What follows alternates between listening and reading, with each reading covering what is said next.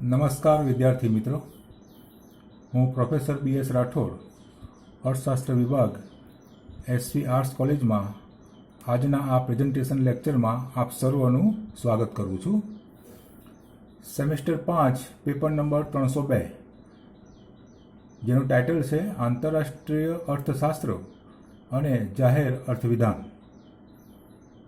આ પેપરની અંદર પહેલું યુનિટ છે આંતરરાષ્ટ્રીય વ્યાપારના સિદ્ધાંતો. પહેલા યુનિટની અંદર આપણે અગાઉ એક પ્રશ્નની સમજૂતી આપી છે,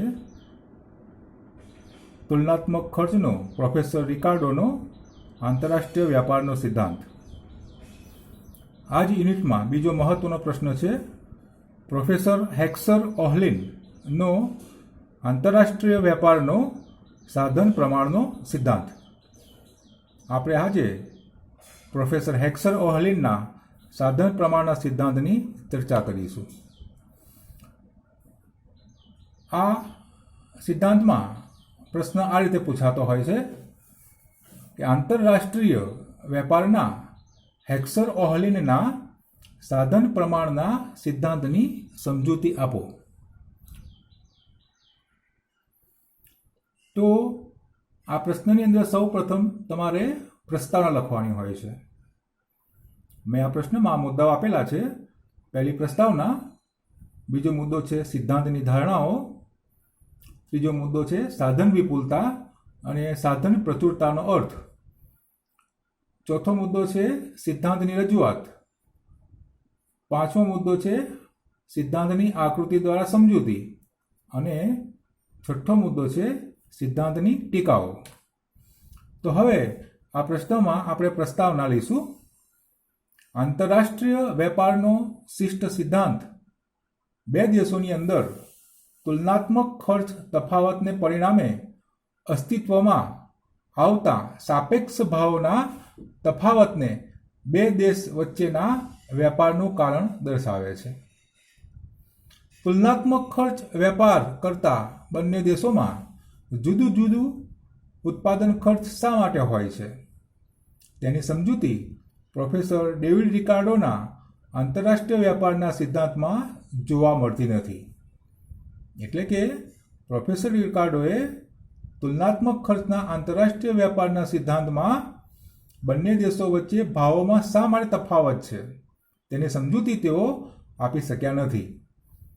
પ્રોફેસર રિકાર્ડોની આ મર્યાદા દૂર કરીને પ્રોફેસર હેક્સર અને પ્રોફેસર ઓહલિન નામના બંને અર્થશાસ્ત્રીઓએ સંયુક્ત રીતે સાધન પ્રમાણ અથવા સાધન સંપન્નતાના આંતરરાષ્ટ્રીય વેપારના સિદ્ધાંત દ્વારા આંતરરાષ્ટ્રીય વેપાર શા માટે ઉદ્ભવે છે તેની વૈજ્ઞાનિક ધોરણે સમજૂતી આપી છે. આંતરરાષ્ટ્રીય વેપારના શા માટે ઉદ્ભવે છે, તેના માટે કયા કારણો જવાબદાર છે, તેના માટે કયા પરિબળો જવાબદાર છે, તેમની સમજૂતી આ અર્થશાસ્ત્રીઓએ વૈજ્ઞાનિક અભિગમથી આપીને આંતરરાષ્ટ્રીય વેપાર શા માટે ઉદ્ભવે છે તે ખૂબ સરસ રીતે સમજાવ્યું છે. સ્વીડનના અર્થશાસ્ત્રી પ્રોફેસર એલી હેક્સરે પ્રથમ વિશ્વયુદ્ધ પછી આંતરરાષ્ટ્રીય વેપારનો નવો સિદ્ધાંત સમજાવ્યો હતો. જો કે આ સિદ્ધાંત સ્વીડિશ ભાષાની અંદર હોવાને કારણે આંતરરાષ્ટ્રીય ધોરણે કોઈ નોંધ લેવામાં આવી ન હતી. પરંતુ બર્ટિન ઓહલિન નામના અર્થશાસ્ત્રીએ એલી હેક્સરનો આ સિદ્ધાંત 1935માં તેમના પ્રસિદ્ધ પુસ્તક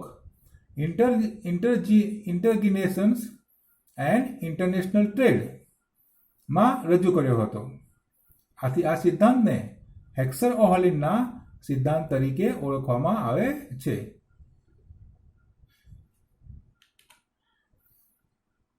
સિદ્ધાંતની રજૂઆત. હેક્સર ઓહલિનના આંતરરાષ્ટ્રીય વેપારના સિદ્ધાંતમાં જુદા જુદા દેશોમાં સાધનોનું પ્રમાણની એકરૂપતા જોવા મળતી નથી. ઉત્પાદનના જે સાધનો છે તેના પ્રમાણ અથવા સાધનોની અછત દરેક દેશમાં એક સરખા પ્રમાણમાં જોવા મળતી નથી. જો કોઈ એક દેશમાં કોઈ એક ઉત્પાદનનું સાધન વિપુલ પ્રમાણમાં જોવા મળતું હોય તો બીજા દેશોમાં બીજું ઉત્પાદનનું સાધન વિપુલ પ્રમાણમાં જોવા મળે છે. દાખલા તરીકે ભારત જેવા અતિવસ્તી ધરાવતા દેશની અંદર શ્રમિકોનું પ્રમાણ સૌથી વધુ જોવા મળે છે, જ્યારે મૂડીનું પ્રમાણ ઓછું જોવા મળે છે. એટલે કે શ્રમિકોની છત છે જ્યારે મૂડીની અછત છે. અને તેનાથી ઉલટું જોઈએ તો America, Britain, France, Germany, Canada વગેરે જેવા દેશોની અંદર શ્રમની સાપેક્ષ રીતે તંગી છે, કારણ કે ત્યાં વસ્તીનું પ્રમાણ ઓછું છે. અને આ દેશોની અંદર મૂડીની સાપેક્ષ રીતે વિપુલતા જોવા મળે છે. આ પ્રકારનો સાધન તફાવત જુદા જુદા દેશોમાં હોવાને કારણે સાધનોના સાપેક્ષ ભાવ અને સાધનની પ્રચુરતામાં તફાવત જોવા મળે છે, જેને લીધે જે વસ્તુઓ ઉત્પન્ન થાય છે તે વસ્તુઓના સાપેક્ષ ભાવોમાં તફાવત રહેતો હોય છે. અને આને લીધે જુદા જુદા દેશો વચ્ચે આંતરરાષ્ટ્રીય વેપાર જે થાય છે તે હંમેશા લાભદાયક બને છે. આંતરરાષ્ટ્રીય વેપારનો ઉદ્ભવ થાય છે, એટલે કે આંતરરાષ્ટ્રીય વ્યાપારનું મૂળ કારણ સાધનના પરિમાણમાં રહેલો તફાવત છે તેવું હેક્સર-ઓહલીનો સિદ્ધાંત સાબિત કરે છે.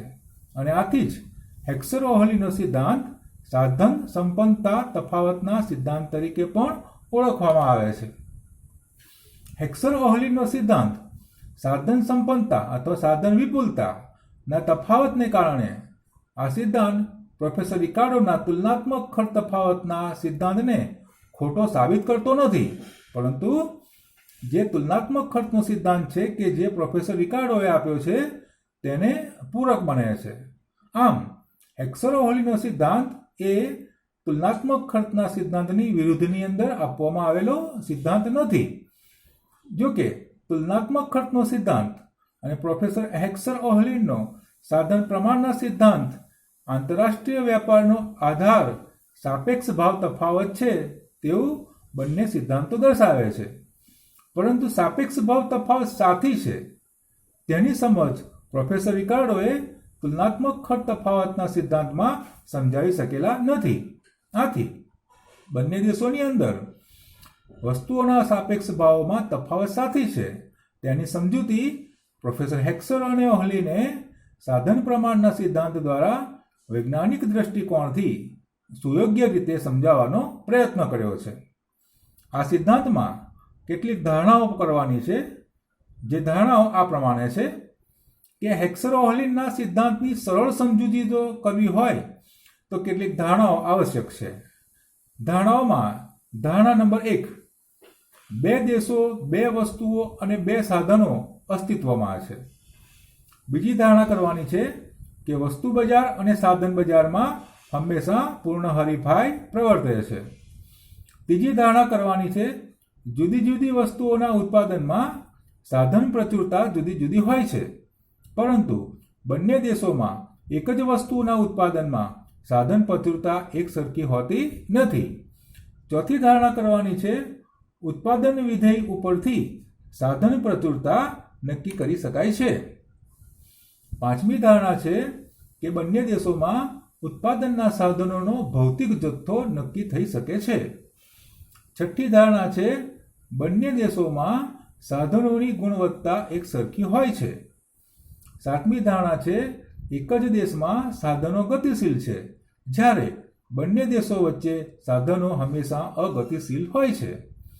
આઠમી ધારણા છે વાહન વ્યવહાર ખર્ચને શૂન્ય ધારી લેવામાં આવ્યું છે. નવમી ધારણા છે બે દેશો વચ્ચે વેપાર હંમેશા મુક્ત ધોરણે થાય છે. 10મી ધારણા છે બંને દેશોમાં માંગના પરિબળો અને ઉત્પાદન આપેલા છે અને તે સ્થિર છે. અને 11મી ધારણા છે બંને દેશોના ચલણ અલગ અલગ છે. હવે જોઈશું આપણે સાધન વિપુલતા અને સાધન પ્રચુરતાનો અર્થ. પ્રોફેસર હેક્સર અને પ્રોફેસર ઓહલીના આ સાધન પ્રમાણના સિદ્ધાંતમાં એક સાધન વિપુલતા અને બે સાધન પ્રચુરતાના ખ્યાલો આપેલા છે. તેથી આ બંનેનો અર્થ શું થાય છે તે હવે સમજીશું. તો પહેલા 1 નંબર સાધન વિપુલતાનો અર્થ. હેક્સર-ઓહલીના સિદ્ધાંતમાં સાધન વિપુલતા બે રીતે દર્શાવવામાં આવે છે, જેમાં એક સાધનના ભૌતિક જથ્થાની રીતે અને નંબર 2 સાધનની કિંમતની દ્રષ્ટિએ. તો નંબર 1 લઈએ છે કે સાધનના ભૌતિક જથ્થાની રીતે. એમાં જોઈશું આપણે કે સાધનના ભૌતિક જથ્થાની રીતે જોઈએ તો એક દેશમાં બંને સાધનો મૂડી અને શ્રમનો ગુણોત્તર કોઈ બીજા દેશની મૂડી અને શ્રમના ગુણોત્તર કરતાં ઊંચો હોય તો એક દેશમાં મૂડીની વિપુલતા છે અને બીજા દેશમાં શ્રમની વિપુલતા છે તેમ કહી શકાય. બ્રિટનમાં મૂડીની વિપુલતા હોવાથી યંત્રોના ઉત્પાદનમાં વિશિષ્ટીકરણ કરશે અને ભારતમાં શ્રમની વિપુલતા હોવાથી શ્રમ પ્રચુર ઉત્પાદન પદ્ધતિથી ભારત કાપડના ઉત્પાદનમાં વિશિષ્ટીકરણ કરશે. આની સૂત્રના રૂપમાં નીચે પ્રમાણે રજૂઆત કરવામાં આવી છે. સૂત્ર આપણે આપેલું છે આ પ્રમાણે છે કે મૂડીના એકમો બ્રિટન ભાગ્યા શ્રમના એકમો બ્રિટન ગ્રેટર ધેન મૂડીના એકમો ભારત ભાગ્યા મૂડીના એકમો ભારત.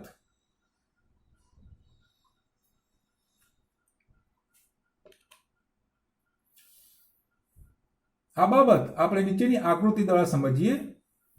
OX પાયાની રેખા ઉપર સમપ્રચુર કાપડનું ઉત્પાદન દર્શાવવામાં આવ્યું છે, જ્યારે OY લંબ રેખા ઉપર મૂડી પ્રચુર યંત્રોનું ઉત્પાદન દર્શાવવામાં આવ્યું છે.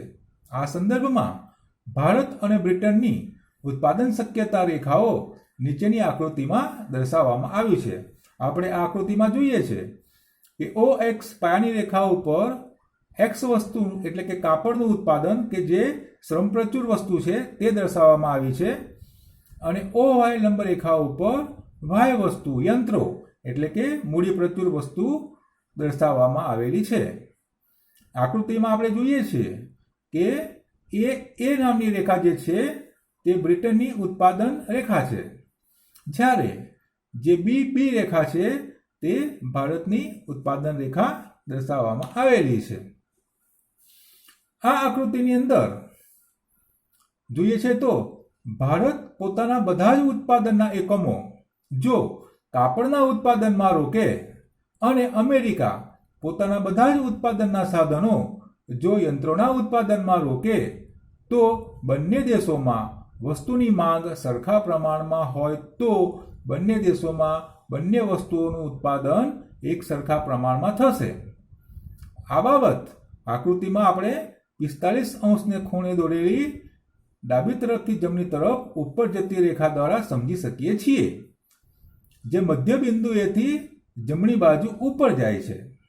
આ રેખા દર્શાવે છે કે ભારતની ઉત્પાદન શક્યતા રેખા એટલે કે BB એ M બિંદુએ સ્પર્શે છે અને બ્રિટનની ઉત્પાદન શક્યતા રેખા એટલે કે AA જે N બિંદુએ સ્પર્શે છે.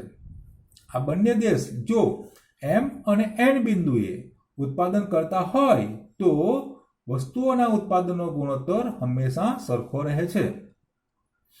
M અને N બિંદુએ X વસ્તુ એટલે કે કાપડનું ઉત્પાદન અને Y વસ્તુ એટલે કે યંત્રોનું ઉત્પાદનનું સાપેક્ષ મૂલ્ય જાણી શકાય છે. M બિંદુએ સ્પર્શતી PP કિંમત રેખા કાપડનું મૂલ્ય યંત્રના સંદર્ભમાં સમજાવે છે, જ્યારે N બિંદુએ સ્પર્શતી QQ કિંમત રેખા બ્રિટનમાં યંત્રોનું ઉત્પાદન કાપડના ઉત્પાદન કરતાં કેટલું છે તે દર્શાવે છે. PP કિંમત રેખા કરતાં QQ કિંમત રેખાનો ઢાળ વધુ છે. તેનો અર્થ એવો થાય કે ભારત કરતાં બ્રિટનમાં કાપડનું મૂલ્ય વધુ છે, એટલે કે ભારતમાં કાપડનું ઉત્પાદન સસ્તું અને યંત્રોનું ઉત્પાદન મોંઘું છે. આથી ભારત યંત્રોનું ઉત્પાદન કરવાને બદલે કાપડનું ઉત્પાદન કરશે અને કાપડની નિકાસના બદલામાં બ્રિટન પાસેથી યંત્રોની આયાત કરશે. તે જ રીતે બ્રિટન કાપડના ઉત્પાદનના બદલામાં યંત્રોનું ઉત્પાદન વધારશે અને યંત્રોની નિકાસ કરી ભારતમાંથી કાપડની આયાત કરશે. આ રીતે ભારત શ્રમ પ્રચુર ઉત્પાદનમાં અને બ્રિટન મૂડી પ્રચુર ઉત્પાદનમાં વિશેષીકરણ કરશે. હવે સાધન કિંમતની દ્રષ્ટિએ આપણે એની સમજૂતી જોઈએ. સાધનની કિંમતની દ્રષ્ટિએ જોઈએ તો જે દેશમાં બીજા દેશની સરખામણીમાં મૂડીને કિંમત એટલે કે વ્યાજનો દર નીચો હોય અને શ્રમની કિંમત એટલે કે વેતનનો દર ઊંચો હોય તો તે દેશમાં મૂડીની વિપુલતા છે અને બીજા દેશમાં શ્રમની વિપુલતા છે તેમ કહી શકાય. આનો અર્થ એવો થયો કે જે દેશમાં જે સાધનની કિંમત નીચી છે અને જે દેશમાં જે સાધનની કિંમત ઊંચી છે તો જે દેશમાં જે સાધનની કિંમત નીચી હોય તેનો ઉપયોગ કરીને જે તે દેશ ચીજ વસ્તુઓનું ઉત્પાદન કરશે. એટલે કે એમ કહેવાય કે આ રીત મુજબ બંને દેશોમાં સાધનની વિપુલતા કે જથ્થાને ધ્યાનમાં લેવામાં આવતું નથી, પરંતુ સાધનની કિંમતને ધ્યાનમાં લેવામાં આવે છે. અને સાધન કિંમત સાધનની માંગ અને તેના પુરવઠાને નક્કી કરે છે. આમ સાધનની માંગ અને તેના પુરવઠાને પણ ધ્યાનમાં લેવામાં આવેલું છે. સાધન પ્રચુરતા એટલે શું તે જોઈશું. સાધન પ્રચુરતાનો અર્થ કોઈ એક વસ્તુના ઉત્પાદનમાં ઉપયોગમાં લેવામાં આવતા મૂડી અને શ્રમના સાપેક્ષ પ્રમાણને આધારે સાધન પ્રચુરતા નક્કી થાય છે. જેમ કે યંત્રોના ઉત્પાદનમાં શ્રમ કરતાં મૂડીનો ઉપયોગ વધારે થયો હોય તેથી મૂડીના ઉત્પાદન મૂડી પ્રચુર છે તેમ કહેવાય. જ્યારે કાપડના ઉત્પાદનમાં મૂડીની સરખામણીમાં શ્રમનો ઉપયોગ વધુ થયો છે માટે કાપડનું ઉત્પાદન શ્રમ પ્રચુર છે તેમ કહેવાય. સાધનની વિપુલતા હોવાથી સાધનના ભાવ હંમેશા નીચા રહે છે. તેથી જે તે દેશ નીચા ભાવવાળા સાધનોનો ઉપયોગ કરીને વસ્તુનું ઉત્પાદન કરશે. જે દેશમાં શ્રમ વિપુલ છે ત્યાં શ્રમ સસ્તો છે અને જ્યાં મૂડી વિપુલ છે ત્યાં મૂડી સસ્તી જોવા મળે છે. તો આ સિદ્ધાંતની આપણે સમજૂતી જોઈએ.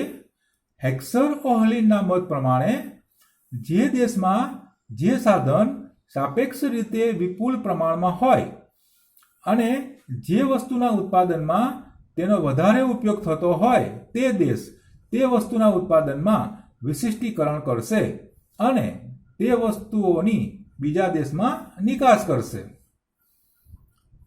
ઓહલિન ઓસ્ટ્રેલિયા અને ઇંગ્લેન્ડનું ઉદાહરણ આપતા જણાવે છે કે ઇંગ્લેન્ડમાં તૈયાર ચીજ વસ્તુઓની આયાતના બદલામાં ઓસ્ટ્રેલિયા ઘઉં અને ઊન જેવી પ્રાથમિક વસ્તુઓની નિકાસ કરે છે.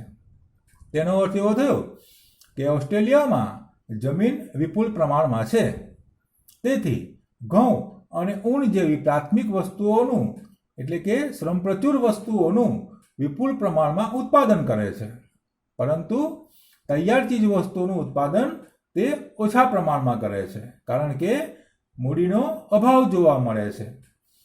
તેથી વિરુદ્ધમાં જોઈએ તો ઇંગ્લેન્ડમાં જમીનનો અભાવ છે પરંતુ મૂડીની વિપુલતા જોવા મળે છે, માટે ઇંગ્લેન્ડમાં તૈયાર ચીજ વસ્તુઓનું ઉત્પાદક વિપુલ પ્રમાણમાં થાય છે.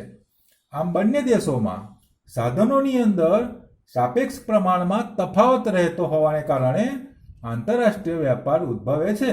એટલે કે ઓહલિન જણાવે છે કે ઇંગ્લેન્ડ ઘઉં અને ઊન જેવી ચીજ વસ્તુઓની આયાત કરે છે અને તેના બદલામાં તૈયાર ચીજ વસ્તુઓની નિકાસ કરે છે, જ્યારે ઓસ્ટ્રેલિયા ઇંગ્લેન્ડમાંથી તૈયાર ચીજ વસ્તુઓની આયાત કરે છે અને ઘઉં અને ઊન જેવી ચીજ વસ્તુઓની નિકાસ કરે છે અને આમ આ બંને દેશોની અંદર વેપાર થાય છે. આમ જે દેશ જે સાધનમાં વિપુલતા ધરાવતું હોય તે વસ્તુના ઉત્પાદનમાં તે દેશ વિશિષ્ટીકરણ કરશે અને તેની નિકાસ કરશે અને અન્ય વસ્તુઓની અન્ય દેશોમાંથી આયાત કરશે. આ બાબત નીચેની આકૃતિમાં દર્શાવવામાં આવેલી છે. આકૃતિમાં આપણે જોઈ શકીએ છીએ કે OX પાયાની રેખા ઉપર શ્રમ પ્રચુર કાપડના ઉત્પાદનના એકમો દર્શાવેલા છે, જ્યારે OY લંબ રેખા ઉપર મૂડી પ્રચુર યંત્રોના એકમોનું ઉત્પાદન દર્શાવવામાં આવેલું છે. આપણે આકૃતિમાં જોઈ શકીએ છીએ કે એ જે રેખા છે તે અમેરિકાની ઉત્પાદન રેખા છે, જ્યારે બીબી જે રેખા છે તે ભારતની ઉત્પાદન રેખા છે. આ બંને રેખાઓને એક રેખા પીપી, જેને આપણે કિંમત રેખા કહીએ છીએ, તે એ રેખાને એમ બિંદુએ અને બીબી રેખાને એન બિંદુએ સ્પર્શ કરે છે. એટલે કે આ આકૃતિમાં આંતરરાષ્ટ્રીય વેપાર પહેલા ભારત એન બિંદુએ પ્રાપ્ત થતા કાપડ અને યંત્રોના સંયોજનની માંગ કરે છે, જ્યારે બ્રિટન એમ બિંદુએ વસ્તુઓના સંયોજનની માંગ કરે છે. ભારતમાં મૂડી કરતાં શ્રમનો જથ્થો વિપુલ માત્રામાં છે અને તેથી ભારત કાપડ જેવા શ્રમ પ્રચુર વસ્તુઓના ઉત્પાદનમાં વધારો કરે છે અને તેની માંગ પણ વધારે પ્રમાણમાં કરે છે, કારણ કે જે દેશમાં જે વસ્તુઓ વિપુલ પ્રમાણમાં ઉત્પન્ન થઈ હોય તેની માંગ પણ તે દેશમાં વિપુલ પ્રમાણમાં હોય છે. જ્યારે બ્રિટનમાં શ્રમના પ્રમાણમાં મૂડીનો જથ્થો વધારે છે અને તેથી યંત્રો જેવી મૂડી પ્રચુર વસ્તુઓનું ઉત્પાદન વધુ થાય છે અને ઉત્પાદન વધુ થતું હોવાને કારણે તેની કિંમત પણ નીચી રહેવા પામે છે. આથી બ્રિટન જેવા દેશની અંદર મૂડી પ્રચુર વસ્તુઓની માંગ પણ વધુ જોવા મળે છે. આમ બંને દેશોમાં બંને વસ્તુની કિંમતનો ગુણોત્તર પણ સરખો હોય છે. જો બંને દેશો માટે પીપી કિંમત રેખા સામાન્ય છે, પીપી રેખાનો ઢાળ એમ અને એન બિંદુએ એક સરખો થાય છે, એટલે કે યંત્રોના સંદર્ભમાં કાપડનું મૂલ્ય બંને દેશોમાં સરખું થતું હોય છે તે જોઈ શકીએ છીએ. આમ ભારતમાં શ્રમ પ્રચુર વસ્તુના ઉત્પાદનમાં લાભ નથી અને બ્રિટનને મૂડી પ્રચુર ઉત્પાદનમાં પણ લાભ નથી, તે બાબત અહીંયા આપણે સમજી શકીએ છીએ. સિદ્ધાંતની સમીક્ષા. હેક્સર-ઓહલીના આ આંતરરાષ્ટ્રીય વેપારના સિદ્ધાંતનું મૂળ કારણ સાધન પ્રમાણમાં તફાવત છે. એટલે કે જુદા જુદા દેશોની અંદર જે ઉત્પાદનના સાધનો છે તેમાં તફાવત જોવા મળે છે. તેથી આંતરરાષ્ટ્રીય વેપાર અને આંતરિક વેપાર બંનેમાં ખાસ તફાવત જોવા મળતો નથી તેવું હેક્સર અને ઓહલી જણાવે છે. એટલે કે સાધન પ્રમાણના તફાવતને કારણે આંતરરાષ્ટ્રીય વેપાર અને આંતરિક વેપાર બંને સરખા જેવા જ છે અને આને કારણે અલગ આંતરરાષ્ટ્રીય વેપારના જુદા સિદ્ધાંતની જરૂર નથી તેવું ફલિત થાય છે. જુદા જુદા બજારોમાં કિંમત કેવી રીતે નક્કી થાય છે તે બાબત આ નિયમ સમજાવે છે. આમ સાધન પ્રમાણનો સિદ્ધાંત અનેક રીતે ચડિયાતો છે, તેમ છતાં આ સિદ્ધાંતની કેટલીક ટીકાઓ પણ થઈ છે. હવે મહત્વની કેટલીક ટીકાઓ નીચે પ્રમાણે છે. સિદ્ધાંતની ટીકાઓ. ટીકા નંબર 1. ઉત્પાદનના સાધનની વિપુલતા અથવા અછત અને તેના પરિણામે ઉદ્ભવતા ભાવ તફાવત ઉપરાંત અન્ય પરિબળો પણ આંતરરાષ્ટ્રીય વેપારને અસર કરે છે. તેના પ્રત્યે પ્રોફેસર હેક્સર અને પ્રોફેસર ઓહલીને દુર્લક્ષ સેવેલું છે. બીજી ટીકા એવી થઈ છે કે બંને દેશોમાં સાધન પ્રચુરતા એક સરખી છે અને સ્થિર રહે છે તેવી ધારણાઓ પણ શંકાસ્પદ છે. સાધનના જુદા જુદા ભાવોએ સાધન પ્રચુરતા બદલાતી રહે છે. કોઈ એક વસ્તુ કોઈ એક દેશમાં શ્રમ પ્રચુર હોય અને બીજા દેશમાં મૂડી પ્રચુર હોય તેવી શક્યતાઓ પણ નકારી શકાય તેમ નથી. એટલે કે કોઈ એક દેશમાં એક સાધન શ્રમ પ્રચુર છે, જ્યારે બીજા દેશમાં તે જ સાધન મૂડી પ્રચુર હોય તેવું પણ બની શકે છે. ત્રીજી ટીકા છે ચીજવસ્તુઓની કિંમત સાધનોની કિંમતના પ્રમાણમાં નક્કી થાય છે એવું કહેવું તદ્દન સાચું નથી. ગ્રાહકોની માંગ કેવી છે, કાચા માલની કિંમત કેવી છે, સરકારી નિયંત્રણો કેવા છે, હરીફાઈનું પ્રમાણ કેવું છે વગેરે બાબતો પણ વસ્તુઓની કિંમતને અસર કરે છે.